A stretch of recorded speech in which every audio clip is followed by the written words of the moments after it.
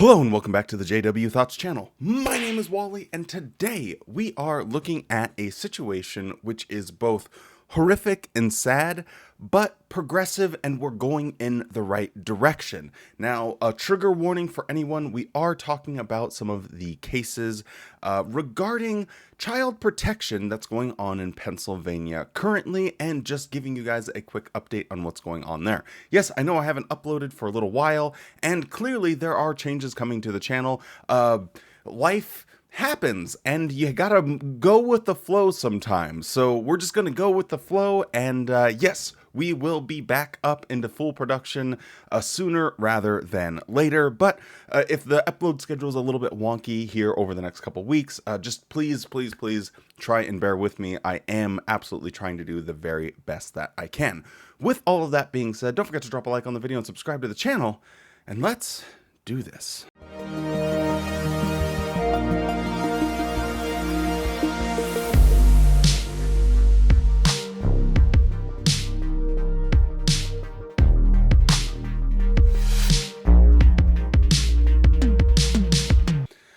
Now, for those of you that don't know, back in October of 2022, the Attorney General Josh Shapiro of Pennsylvania went and was investigating what was going on inside the Jehovah's Witness organization as far as it pertains to child protection, CSA.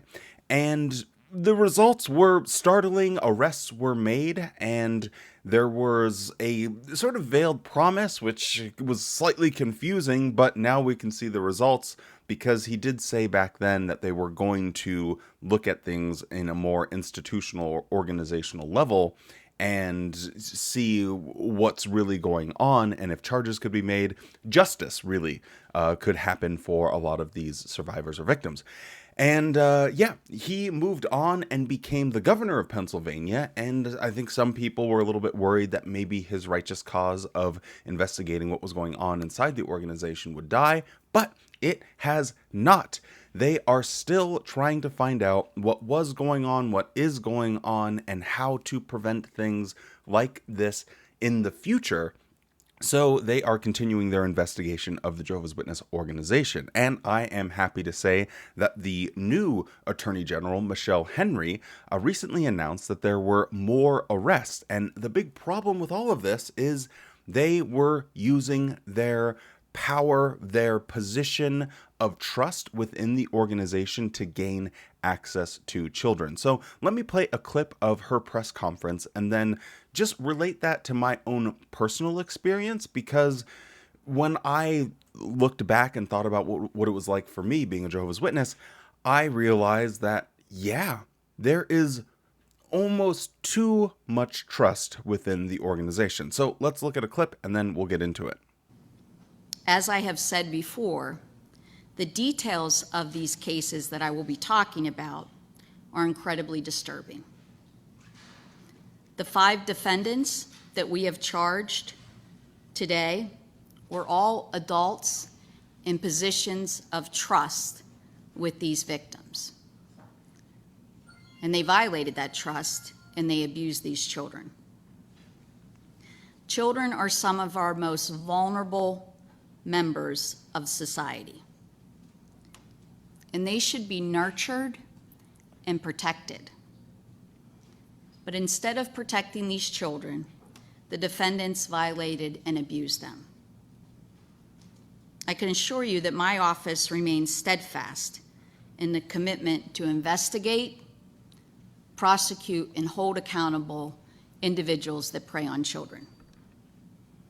And while these 5 cases have their own set of facts and circumstances and different victims, there are common factors. All 5 men had the trust of the victims and their families. And all 5 men were members of the Jehovah Witness congregation, and many of them gained access to their victims through this organization. I'm happy that she really focused in on this and wasn't just going off the top of the dome, but was reading her notes, because it is a very important point. The bridge between an abuser and the abused in these instances was the Jehovah's Witness organization and the trust that they have within their various members. And that is massively important to look at, because the question obviously after that is, well, what were the policies that the organization had in place to break that gap, to blow up that bridge? This is why the nation, as she's speaking to on national television, why it's important for people to understand what really goes on within this organization. And I can really only speak to my experience, and just hearing her comments brought me back to thinking about what it was like when I was in a position of trust and authority within the Jehovah's Witness organization. I had unregulated, unattended, unquestioned access to children. If you are in the congregation and you are in a position of trust or authority, people will just automatically, with their eyes closed, people that don't even really know you, people that have never had a beer or just had dinner with you, will be like, oh yeah, you can go and hang out with my kid for 3 or 4 hours. You can pick them up and you can have Bible studies with them and go out for ice cream. You can go out in the ministry. And it's really terrifying when I look back at that, because what if that you had the same situation, but someone is a disgusting sicko?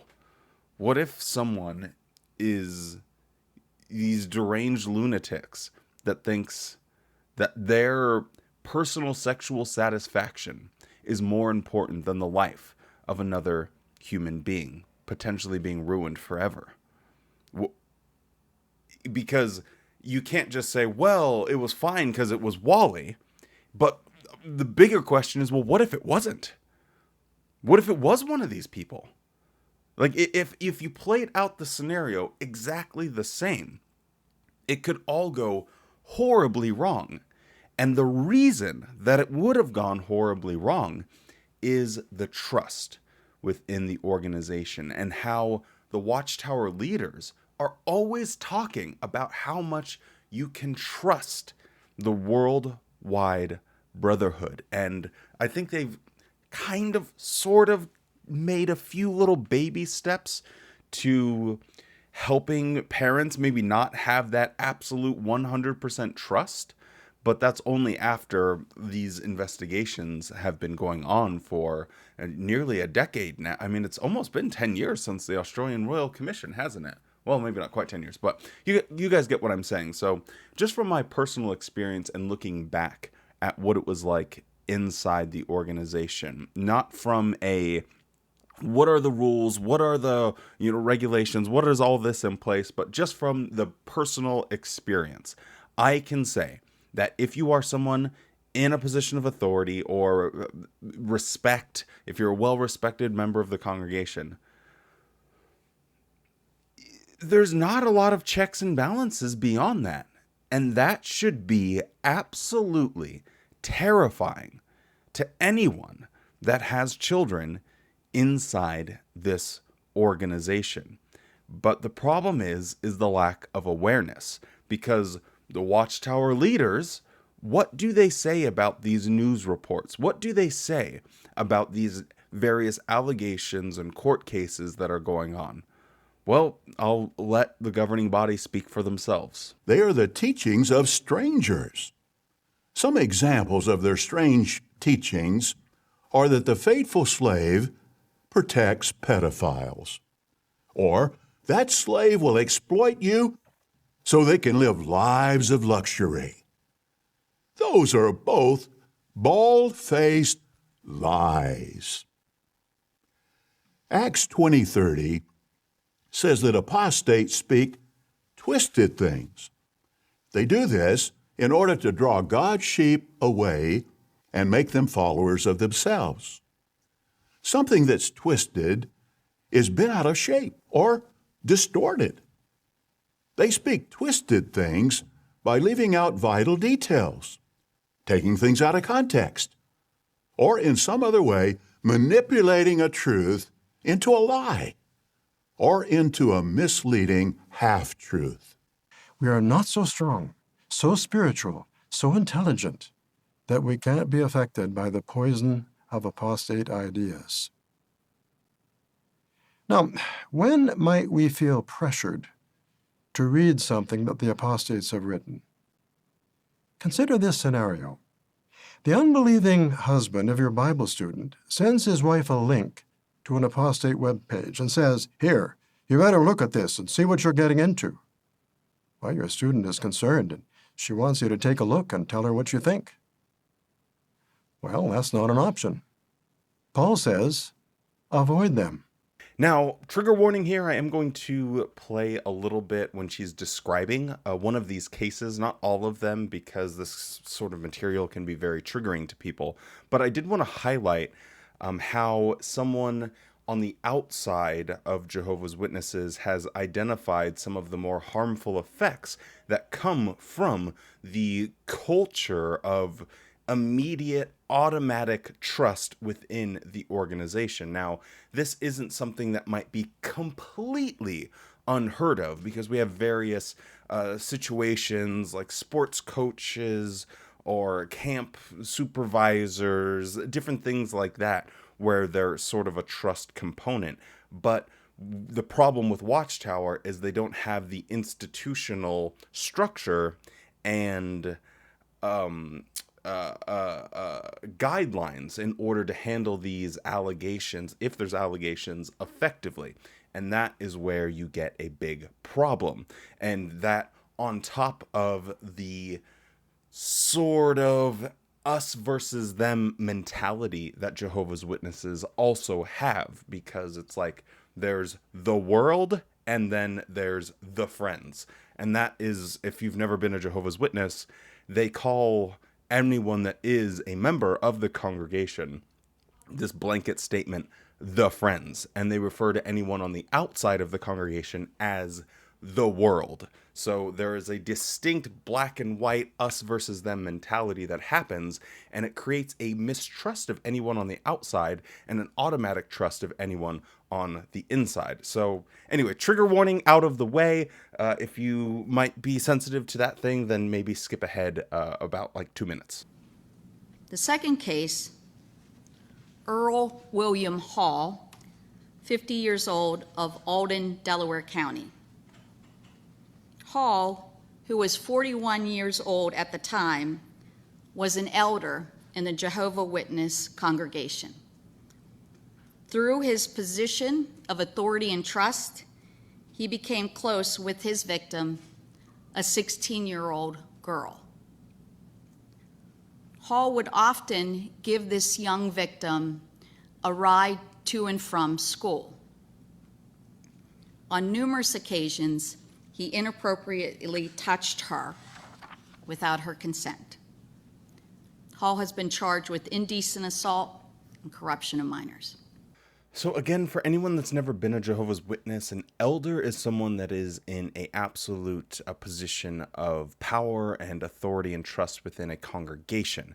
They are seen as people that are appointed by God himself to help protect the congregation. And there's really not anything outside of the religious spectrum that I could think of to illustrate this. So the only thing I could really consider was if someone was walking down the street and their purse got snatched by someone that took off, and there was a policeman right there. And they said, "Hey, that guy just ran off with my purse." Because you go to that person for trust. They say, "Oh, okay, well, come back to my car and everything." And then they rob them of their jewelry.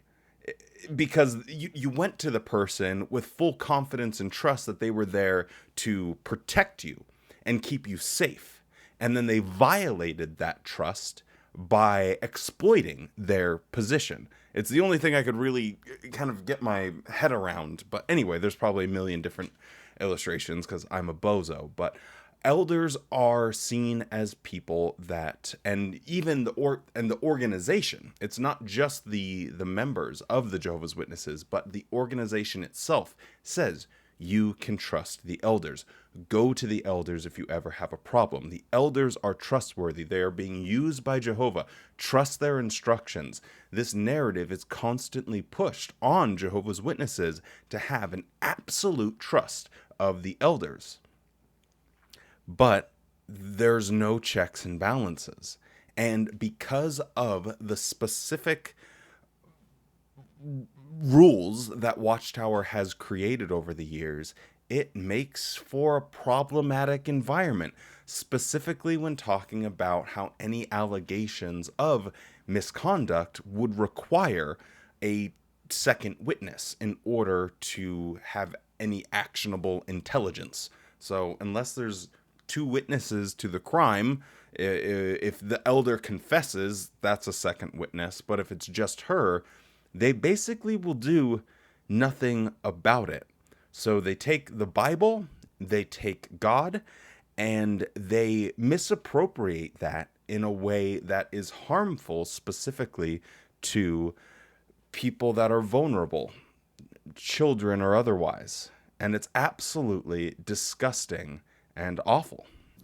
Finally, I would like to thank the members of the media that are here today and have been here for covering these allegations and shedding more light on the horrors of child sexual abuse in this community. After the previous press coverage from the announcements that I had talked about earlier, victims came forward and shared their stories. So getting the word out is incredibly important. And so in closing, I am asking anyone with information regarding allegations of sexual assault related to this case, please contact our office. Our hotline is 888-538-8541. Please reach out. Coverage, coverage, coverage, coverage, coverage. This is the single most important thing when it comes to Watchtower changing its harmful practices or going away entirely. They need to be exposed, and the more people that can come forward with their story, that can reach out to a reporter in their local area, that can talk to local representatives in their area, it is going to make a massive difference.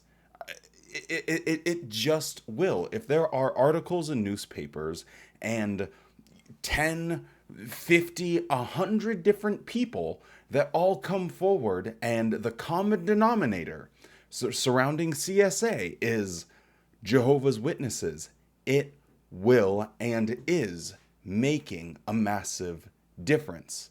There is a group of us that can all help in doing this. Everyone doing their little part. Like, you know, YouTube is one thing, and Twitter is another thing, and blogging and reporting on court cases is another thing. There's all these various facets of trying to help with taking down Watchtower, if you will.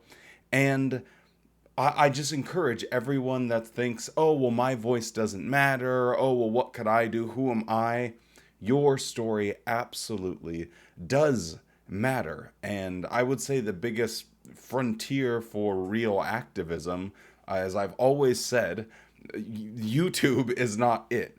YouTube is primarily entertainment, and the exjw YouTube is primarily, at least in my mind, a place for community, a place for healing, and a place for finding helpful ways to kind of sort of laugh at the past and move on. You know, deal with the trauma, but get to the point in your life when you can sort of laugh at it and then eventually move on. But when it comes to the protection of children, that is where we don't move on from that one. That is where we need to all hold hands and unite to the exjw community for a common goal. What does this all really mean moving forward? Well, in my personal opinion, local representatives tend to care more about the things that the people they represent care about. And so if they don't know these are things that we care about, then why would they pay any attention if it's just 1, 2, 3 people or some random little guy on YouTube ranting about it that they'll never actually see?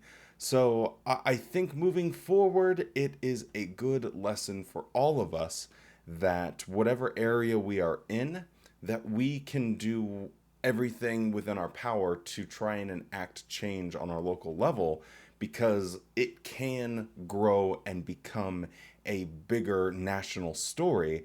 And that is what is really going to push Watchtower into a corner. Because at the end of the day, what do we know historically about Watchtower? They never change unless they are absolutely forced to. They don't go back on the end is coming in 1914 or 1918 until those days are already, it's like, okay, well, it's impossible. Okay, not 1975. This generation, that generation, this second generation, they won't make changes unless they are absolutely forced to. And in order to force them to make changes, they need to be pressured into doing it. And the big thing that Watchtower recognizes, because although the leaders are delusional, I don't think all of them are dumb. I mean, maybe the governing body, we could have a debate about that. But at the end of the day, I don't think people that are in power positions within the organization are stupid. And they know exactly what they're doing with their public information department and trying to make all of these flowery, happy, clappy puff pieces out there in the media to try and counteract the evil apostates that are spitting facts. So what we really need to focus on is counteracting that public information department and changing the public perception of what it means to be a Jehovah's Witness. Sort of like Scientology, where it's not cool to be a Scientologist anymore. The worst thing you can be in on modern internet is cringe. And if we can make Jehovah's Witnesses feel like they are cringe for being a Jehovah's Witness, that will drive way more people out for the next upcoming generation of witnesses than anything else, because no one, and I mean no one, wants to be cringe. It is the death of your social identity if people are like, ugh, you're a Jehovah's Witness? God, why?